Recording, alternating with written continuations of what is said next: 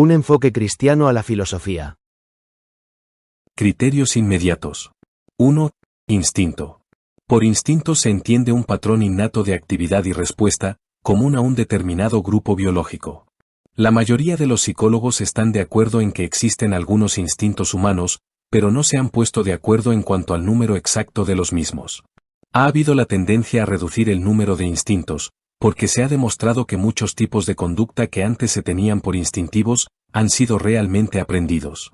El instinto debe rechazarse como criterio de verdad por varias razones. En primer lugar, siendo que los psicólogos difieren grandemente en cuanto a lo que es realmente instintivo, adolece de una gran debilidad. En segundo lugar, recurrir al instinto como prueba final sería dar preeminencia a la naturaleza inferior sobre la capacidad racional superior del hombre. En tercer lugar, nuestros instintos entran a menudo en conflicto y contradicción al grado que no hay manera posible de que el instinto actúe como elemento final de decisión. Es necesario recurrir a la razón siempre que el instinto falle en dar la respuesta. En cuarto lugar, es absurdo decir, desde el punto de vista práctico, que el instinto es la norma final a la cual debemos recurrir. La guerra, los prejuicios religiosos, la superioridad racial, etc., han encontrado justificación en la invocación del instinto. Tal vez sea posible captar ciertas cosas instintivamente, pero el instinto como único criterio de verdad conduce siempre al fracaso. 2. Sentimiento. La idea del sentimiento puede tomar una o dos formas generales. Fundamentalmente significa una apelación a la parte emotiva de la naturaleza humana. Pero como los hombres difieren mucho en su vida emotiva, tal apelación se considera generalmente como la menos segura de todas. Las emociones sin control llevaron a los nazis al Dachau y al Buchenwald, y a los soldados japoneses al Harikari. Muchos norteamericanos, también, han realizado actos de los cuales se han lamentado toda su vida tan solo porque permitieron que la pasión se impusiera a la razón. También se usa la palabra sentimiento en el sentido de corazonada. Muchos supuestos pronosticadores del tiempo hablan con autoridad tan solo porque están seguros de lo que dicen, sin saber por qué. Los sentimientos de este tipo pueden resultar tanto errados como acertados. Cualquier clase de sentimiento es un criterio de verdad muy poco digno de confianza. 3. Experiencia sensoria. Pocos se atreverían a poner en duda el valor de los sentidos en la busca de la verdad. Es a través de ellos que aprendemos una gran parte de cuanto llegamos a saber, y es tan grande esa porción que algunos filósofos han recalcado que todo conocimiento se adquiere a través de los sentidos. Una cosa es decir, sin embargo, que los sentidos son fuente de gran parte de nuestro conocimiento, y otra muy distinta afirmar que los sentidos son la norma final a la cual debemos atenernos para determinar la verdad y el error. Aristóteles vio con bastante claridad, aun en aquellos lejanos días, que la información recogida por los sentidos debe estar relacionada por medio del sentido común, intelecto, antes de que sea realmente conocida. Aunque nuestros sentidos son muy valiosos en la colección de datos, debe haber algo más fundamental para que se pueda llegar a la verdad. Es un hecho bien conocido que los sentidos fallan con frecuencia. Infinidad de experimentos sencillos pueden realizarse para ilustrarlo. Por ejemplo, el sentido de la vista puede percibir el fenómeno del movimiento cuando realmente no existe ningún movimiento, como en el caso de la sucesión de luces intermitentes de un rótulo, o este mismo sentido puede dejar de percibir movimiento donde el movimiento existe, como en el caso de objetos que rotan rápidamente. La luz fija producida por una corriente alterna, etc. La caña quebrada dentro del agua es un caso familiar a todos los pescadores.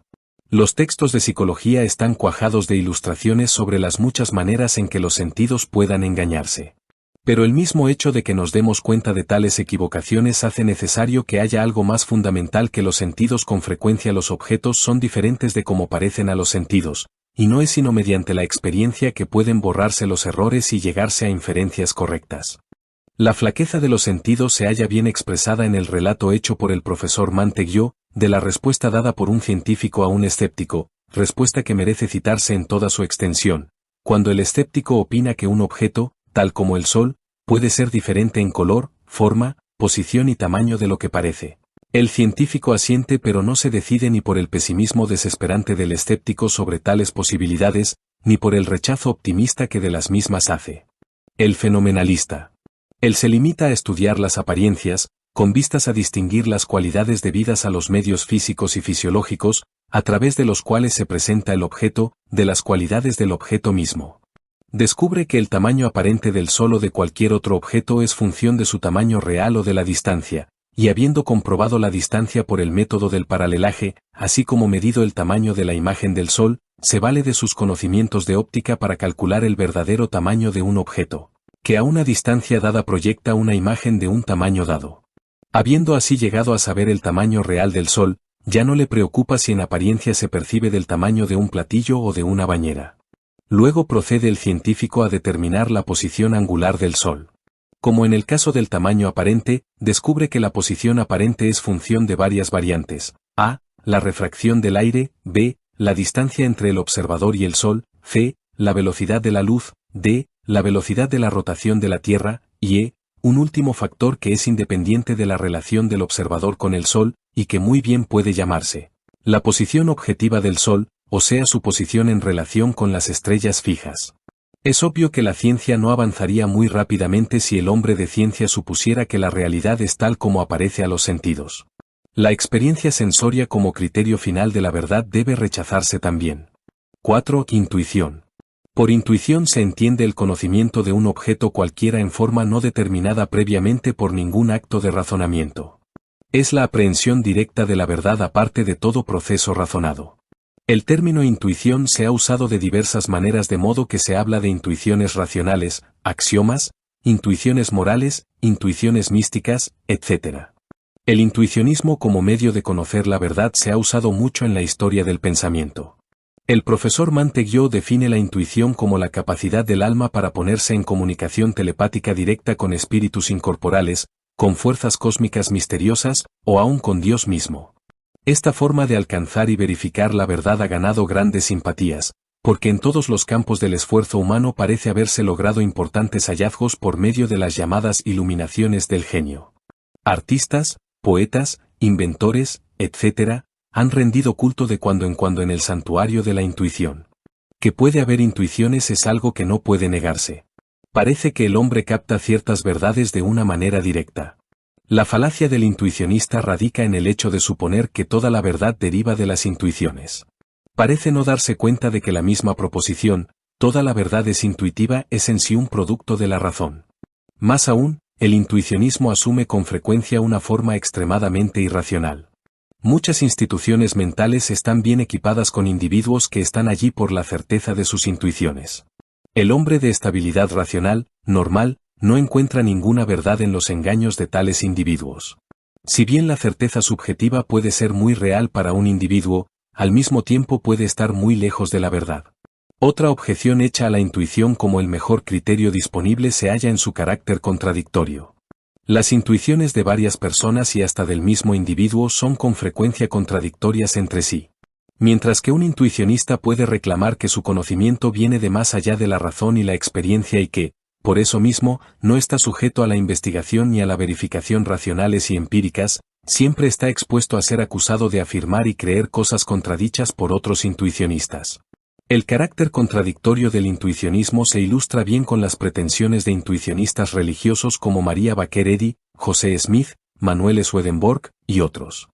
El filósofo intuicionista más notable de los tiempos modernos fue el pensador francés Henrique Bergson. Según Bergson, la razón puede suministrarnos solamente un conocimiento abstracto.